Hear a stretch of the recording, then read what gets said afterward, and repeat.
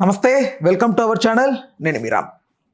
ఆంధ్రప్రదేశ్ రాష్ట్ర కూటమి పరిపాలన ప్రధానంగా ఇందులో నారా లోకేష్ గారు కంపెనీస్ని ఆంధ్రప్రదేశ్కి తీసుకురావడం కోసం అనేక రకాల కృషి చేస్తున్నారు. అయితే deputy CM of Andhra Pradesh Pawan Kalyan గారు మాత్రం ప్రధానంగా ఇన్వాల్వ్మెంట్ అనేది కొంచెం తక్కువ ఉన్నట్లుగా, ఆయన ఈ కంపెనీస్ పరంగా ఆయన కొంచెం తక్కువగా తీసుకున్నట్టు తెలుస్తుంది. అయితే ప్రధానంగా పవన్ కళ్యాణ్ గారు ఎందుకు రాష్ట్ర రాజకీయాల్లో అంత యాక్టివ్గా లేరు అని అంశం గురించి మనతో మాట్లాడడానికి సినీ మరియు రాజకీయ విశ్లేషకులు భరద్వాజ్ గారు ఉన్నారు. ఆయనతో మాట్లాడదాం. సార్ నమస్తే. నమస్తే సార్. అంటే ఇప్పటి నుంచో వినిపిస్తూ ఉంది, లాస్ట్ 1 year నుంచి పరిపాలనలోకి వచ్చినప్పటి నుంచి పవన్ కళ్యాణ్ గారు కూడా ఎక్కడ యాక్టివ్గా లేరు అని మోస్ట్ ఆఫ్ ది. అయితే ఈ కంపెనీస్ రిలేటెడ్గా నారా లోకేష్ తరచూ ఢిల్లీ వెళ్ళి వస్తున్నారని తెలుస్తుంది. అంటే పెట్టుబడుల సమీకరణ అనే కార్యక్రమం ఆయన బాధ్యత కాబట్టి ఆయన తిరుగుతున్నాడు. ఈ ఐటీ ఇతర వ్యవహారాలకు సంబంధించిన బాధ్యతలు ఆయనకే ఉన్నాయి, ఎవరికి లోకేష్కి ఉన్నాయి. కాబట్టి ఆయన తిరుగుతున్నాడు. ఈయన డెప్యూటీ సీఎం అయినప్పటికీ ఈయనకి ఇచ్చినటువంటి శాఖలు, ఈయన గొడవ, ఈయన పద్ధతిలో ఈయన ఉన్నాడు. అయితే ఇక్కడ ప్రభుత్వ నిర్ణయాలని ఈయన ప్రభావితం చేసేటువంటి పరిస్థితుల్లో లేడు అనేది వాస్తవం. అయితే ఆయన దీనికి సంబంధించి ఏ విషయంలోనూ ఎవరితోనూ ఘర్షణ పడేటువంటి పరిస్థితుల్లో కూడా లేడు పవన్ కళ్యాణ్. చాలా స్పష్టంగా ఈ మధ్య ఆయన ఒక దారుణమైనటువంటి వ్యవహారం మాట్లాడటం మనం చూసాం. ఇది ఆయన వైజాగ్లో జరిపినటువంటి పార్టీకి, అంటే పార్టీ క్యాడర్కి ఒక ఉత్తేజాన్ని కలిగించడం కోసం సేనతో సేనాని అని ఒక కార్యక్రమం నడిపాడు. 3 రోజులు జరిగింది అది. ఈ 3 రోజుల కార్యక్రమంలో ఎమ్మెల్యేలతోనూ వీళ్ళతోనూ మాట్లాడుతూ, క్యాడర్తోనూ మాట్లాడుతూ నిర్మాణాన్ని పటిష్టపరుచుకునేటువంటి మూడ్లోకి వెళ్ళాడు ఆయన. నిర్మాణాన్ని పటిష్టపరుచుకోవటం, అలాగే కొత్త ప్రాంతాలకు విస్తరించడం, రాయలసీమకి విస్తరించడం అనేది కూడా ఒక ప్రోగ్రాం ఉంది ఆయనకి. ఈ ప్రోగ్రాంలో భాగంగా రేపు రాబోయేటువంటి ఎన్నికల్లో ఇంకొంచెం ఎక్కువ సీట్లు అక్కడ కూడా అడగాలి, అంటే ఈ 21 కాదు ఇంకొంచెం పెంచాలి అనే మూడ్లో ఉన్నాడు ఆయన. ఈ పెంచటాన్ని వాళ్ళు ఆమోదిస్తారా లేదా అనేది వేరే గొడవ. కానీ ఈ పెంచటం ద్వారా నెమ్మదిగా తన ఇన్వాల్వ్మెంట్ పెరుగుతుంది, తన రోల్ పెరుగుతుంది. ఇప్పుడు ఉన్నటువంటి కండిషన్లో ఇప్పటికే ఆయన చాలా కంట్రోల్ చేసినట్టుగా చూడాలి. అంటే ఒకవేళ జగన్మోహన్ రెడ్డి చంద్రబాబుని అరెస్ట్ చేయకపోయి ఉంటే, ఆయన జైలుకి వెళ్ళకపోయి ఉంటే, పవన్ కళ్యాణ్ వెళ్ళి ములాఖాతు పెట్టి మాట్లాడకపోయి ఉంటే, ఇదంతా ఎవరయ్యేవాళ్ళు సీఎం ఎన్నికల్లో తెలుగుదేశం పార్టీ గెలిచి ఉంటే, కూటమి గెలిచిన ఎవరై ఉండేవాళ్ళు? సీఎం లోకేష్ అయి ఉండేవాళ్ళు. కానీ అరెస్ట్ అయినప్పుడు అరెస్ట్ చేయటం వలన ఆయనకి ఒక డ్యామేజీ జగన్ చేశాడు. రెండో డ్యామేజీ అంటే లోకేష్ సీఎం కాలేని పరిస్థితిని క్రియేట్ చేసినవాడు పవన్ కళ్యాణ్. ఎలా క్రియేట్ చేశాడు? ఈయన వచ్చి ఆ ఓజీ షూటింగ్ మధ్యలో నుంచి వచ్చి చంద్రబాబు గారికి ములాఖాతు పెట్టి, అయ్యా మీరు ఎన్డీఏ విండో మూసేయకండి, తెరిచే ఉంచండి, మీకు ఏం మంచి జరిగినా అక్కడి నుంచి జరుగుతుంది అని చెప్పి బయటకు వచ్చి, ఆయన రేపు రాబోయేటువంటి ఎన్నికల్లో తెలుగుదేశం జనసేన కలిసి పోటీ చేస్తున్నాయి, బీజేపీ కూడా మాతో కలవబోతోంది అని ఆశిస్తున్నాను అని చెప్పాడు ఆయన. ఆ చెప్పి ఆ వరాహి అనేటువంటి ఒక భారీ వాహనం వేసుకుని ఆయన జనంలోకి వెళ్ళి కొంత ప్రచారం అది నిర్వహించడం ద్వారా తెలుగుదేశం క్యాడర్లో ఒక ఫీల్ తీసుకురాగలిగాడు. అంటే పార్టీ కష్టకాలంలో మాకు అండగా నిలబడిన మహోన్నత నాయకుడు పవన్ కళ్యాణ్ అనేటువంటి ఒక ఇంప్రెషన్ని తనకి తాను క్రియేట్ చేసుకోగలిగాడు. ఆ క్రియేట్ చేసుకోవడం వలన, అలాగే బీజేపీ, తెలుగుదేశం, జనసేన ఈ కూటమి ఏర్పాటుకి మొదటి నుంచి చొరవ తీసుకున్నది పవన్ కళ్యాణ్ అనేది కూడా క్లెయిమ్ అయిపోయింది అతని అకౌంట్లో. ఎందుకంటే పదే మాట్లాడుతూ వచ్చాడు. బీజేపీకి ప్రేమలేఖలు ఇతని ద్వారానే చంద్రబాబు గారు రాసుకున్నాడు అంతకుముందు. తర్వాత తనే వచ్చి మనము వాళ్ళు కలుస్తున్నాం, మీరు టెన్షన్ పడకండి అని చెప్పాడు. సో టోటల్గా కూటమి నిర్మాతగా ఆయనకు ఒక ఇమేజ్ ఏర్పడిపోయింది ఈ ప్రయాణంలో. అందుకని తను ముఖ్యమంత్రి కావాలి, కాకపోతే పవన్ కళ్యాణ్ ముఖ్యమంత్రిని చెయ్యాలి, లోకేష్ని చేయడానికి అవకాశం లేదు. అలా అవకాశం కోల్పోయాడు లోకేష్. అంటే పవన్ కళ్యాణ్ వలన లోకేష్కి నష్టం జరిగింది. ఆ ఆందోళనలో ఆయన ఉన్నాడు. ఆ ఆందోళన బయటకు కనబడకుండా పవన్ అన్న అని మాట్లాడుతూ ఉంటాడు ఆయన.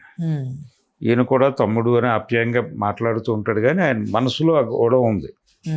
ఎందుకంటే ఆ రోజున పవన్ కళ్యాణ్ బయటకు వచ్చి మాట్లాడేటప్పుడు, జైలు నుంచి బయటకు వచ్చి మాట్లాడేటప్పుడు ఆయన వెనకాల నిలబడినటువంటి లోకేష్ ముఖం చూస్తే అర్థమవుతుంది. ఆయన ముఖంలో కత్తివేటుకు నెత్తుడు చుక్కలేనట్టుగా అలా బ్లాంక్ ఎక్స్ప్రెషన్ పెట్టుకు నిలబడ్డాడు. బాలకృష్ణ గారు కూడా అలాగే నిలబడ్డాడు దాదాపుగా. సో అలా ఒక గందరగోళం ఉంది వాళ్ళ మధ్య. పవన్ కళ్యాణ్ జగన్ అంటే పవన్ జగన్ కలిసి తనకి ఈసారి ముఖ్యమంత్రి కాకుండా అడ్డం పడ్డారు అనేటువంటి ఒక పెయిన్ ఉంది అతనికి. సరే, ఆ పెయిన్ ఉన్నప్పటికీ కూడా ఇప్పుడు ఆయన పరిశ్రమలు వ్యవహారం ఇవన్నీ ఐటీ చూస్తున్నాడు కాబట్టి అందులో భాగంగానే కొత్త కంపెనీలను పిలవటానికి దానికి చొరవ చేయాల్సింది అతనే. ఇతని ఏరియాలో ఇతని పెట్టుబడులను ఆహ్వానించవచ్చు. రూరల్ ఇవన్నీ చూస్తున్నాడు. అటవీ పర్యావరణ వ్యవహారం కూడా ఆయన కంట్రోల్లోనే ఉంది, పవన్ కళ్యాణ్ కంట్రోల్లోనే. ఇప్పుడు ఆంధ్రప్రదేశ్కు సంబంధించిన అడవుల్లోకి ఏదైనా పెట్టుబడులు తరలి వస్తే అప్పుడు ఆయన రోల్ పెరుగుతుంది. ఆయన రోల్ పెరగటం అంటే అడవులు నాశనం అయిపోవటం, పర్యావరణం నాశనం అయిపోవటంగా చూడాల్సి ఉంటుంది. అంటే ఆయన ఆ ఏరియాలోకి వచ్చిన అడవులు కార్పొరేట్లకు అప్పచెప్పడం అనే కార్యక్రమం ఎలాగూ మొదలైంది బస్తర్లో నడుస్తోంది. అది బస్తర్ నుంచి ఆ సీన్ ఆంధ్రప్రదేశ్కి రావడానికి ఎక్కువ రోజులు పట్టదు. సో ఈయన కూడా ఆ ఏరియాలో పెద్ద ప్రభావమే చూపిస్తాడు. ప్రస్తుతానికి లోకేష్ తను చేస్తున్నటువంటి యాక్టివిటీ నుంచి తనకి అంటే ఇప్పుడు గవర్నమెంట్ అనేది కార్పొరేట్లను ఫెసిలిటేట్ చేసే ఏజెన్సీగా మారిపోయింది. ఆ మారిపోయిన క్రమంలోనే ఎవరి యాక్టివిటీ వాళ్ళు చేసుకుని ఎవరి లాభం వాళ్ళు పొందుతున్నారు. రేపు పవన్ కళ్యాణ్ గారు కూడా అవకాశం కోసం ఎదురు చూస్తున్నాడు.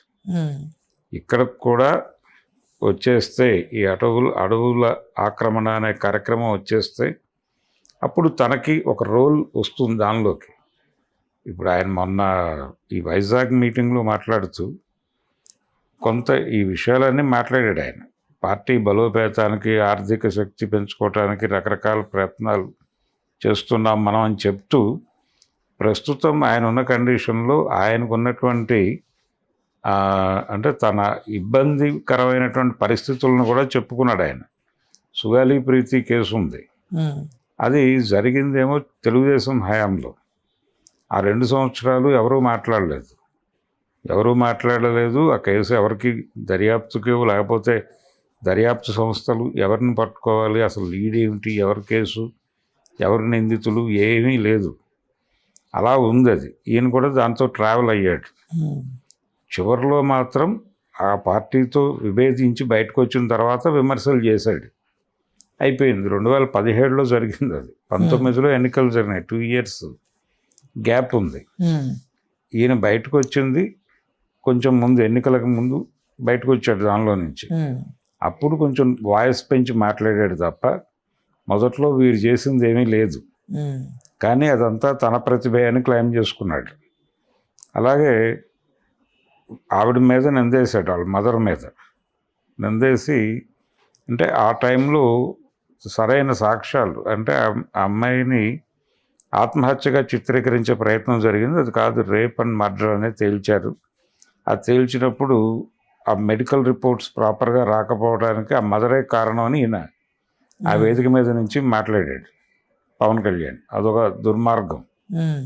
అలాగే ఇంకొక దారుణం ఏంటంటే ఆ తర్వాత వచ్చినటువంటి జగన్మోహన్ రెడ్డి గవర్నమెంటే ఉద్యోగం ఇచ్చింది. అలాగే వాళ్ళే 5 ఎకరాల పొలం ఇచ్చారు. అలాగే ఒక ఇంటి స్థలం ఇచ్చారు. వీటన్నిటినీ రేట్లు పెట్టి చెప్పాడు ఆయన. అక్కడ ఎకరం 2 కోట్లు ఎంతో చేస్తుంది వాళ్ళకి ఇచ్చిన 5 ఎకరాలు. అలాగే ఇక్కడ ఇచ్చినటువంటి ఇంటి స్థలం అది 5 సెంట్లు ఇచ్చారు. సెంటు అది కూడా 50 లక్షలు 60 లక్షలు చేస్తుంది. ఈ ప్రైస్ లిస్ట్ అంతా చదివాడు. అంటే ఇంత లాభం చేకూరింది వాళ్ళకి అని. ఆ లాభం ఎవరి నుంచి చేకూరింది, ఎవరిచ్చారు అది అనే దానిలో క్లారిటీ లేదు. అయితే ఆ గవర్నమెంట్ ఇంత ఎందుకు చేసింది అంటే వీళ్ళని డైవర్ట్ చేయడం కోసం, వీళ్ళని లొంగ తీసుకోవడం కోసం అన్న టోన్లో చెప్పాడు ఆయన. ఒకటేమో మీరు అమ్ముడుపోయారు అని చెప్పాడు వాళ్ళు, అమ్ముడుపోయారని చెబుతూ రెండో వైపు నుంచి ఆ ప్రభుత్వం చేసింది కూడా ఏమీ లేదనేది చెప్పాడు. మీరు 2 సంవత్సరాలు ఏం చేశారు, ఆ తర్వాత ఏం జరిగింది, కనీసం వాళ్ళు ఎవరన్నా ఇచ్చారు వాళ్ళకి. కానీ ఇప్పటికీ ఆ కేసు అపరిష్కృతంగానే ఉంది. మీరు అధికారంలోకి వచ్చి మళ్ళీ సంవత్సరాన్నర అయింది, ఇప్పుడు కూడా ఏమీ జరగటం లేదని కదా ఆవిడ ప్రెస్ మీట్ పెట్టింది. పార్వతి గారు వాళ్ళ మదరు, సుగాలి ప్రీతి మదరు. కాబట్టి ఆయన దానికి కౌంటర్గా వైజాగ్లో మాట్లాడుతూ తన నిస్సహాయతని, తన రాజకీయంగా తను ఎలా అడాప్ట్ అయిపోతాడు, తను ఎలా అమ్ముడైపోతాడు అనేది కూడా కనిపించకుండా తనని తాను ఎస్టాబ్లిష్ చేసుకున్నాడు ఆ వేదిక మీద పవన్ కళ్యాణ్. కాబట్టి ఆయన ప్రస్తుతానికి చంద్రబాబు నాయుడు లీడ్ చేస్తున్నాడు ఆ పార్టీని, ప్రభుత్వాన్ని ఆయన నడుపుతున్నాడు. కాబట్టి ఆయన తోక పట్టుకుని వెళ్ళక తప్పని పరిస్థితి. ఈయనేమి లీడ్ తీసుకుని ముందడుగు వేసి ఎవరినో ఏదో చేసే పరిస్థితి కాదు. ఈయన ప్రస్తుతం ఢిల్లీ వైపు చూస్తున్నాడు. ఢిల్లీ వైపు చూస్తూ ఇక్కడ తన పరిధిలో ఉన్నటువంటి శాఖల్లోకి పెట్టుబడులు ప్రవహించే మార్గం ఏదైనా వాళ్ళు చూపిస్తే దానిలో నుంచి తను ఎంతవరకు మనీ స్పిన్ చేసుకుని బయటకు వెళ్ళిపోగలడు అనేదే చూస్తున్నాడు ఆయన. ప్రస్తుతం లోకేష్ ఏరియాలో కథ నడుస్తోంది, నడవనివ్వండి. పరిశ్రమల శాఖ వైపు నడుస్తోంది, నడవనివ్వండి. మాకు అటవీ పర్యావరణం కూడా మంచి రోజులు వస్తాయి, వచ్చినప్పుడు మేము కూడా మా ప్రతిభ చూపిస్తాం అని వెయిట్ చేస్తున్నాడు ఆయన. రైట్, అది కండిషన్. రైట్. ఓకే ప్రతాష్ గారు, థ్యాంక్ యూ.